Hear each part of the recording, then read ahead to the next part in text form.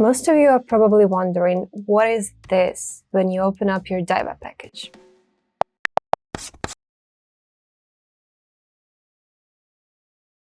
Hi and welcome to the world of Diwa. Today we are going to get to the bottom of this question.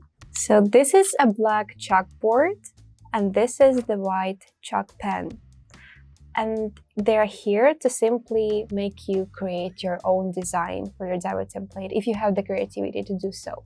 If you open up your Diwa app and click on the replace content, choose your location, you will see there's an option of the camera. It opens up your iPhone camera and we actually prepared something here. You just have to take a picture of this chalkboard and decide that you drawn on it. Now, after you took a picture, the app will convert this to optimize for the chalkboard. Just click next. It will assign this content to your Diwa, and in a few minutes you will see the display changed.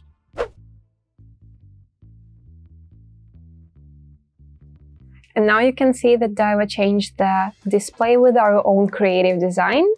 So that's how you do it. Thank you for watching and see you in the next video.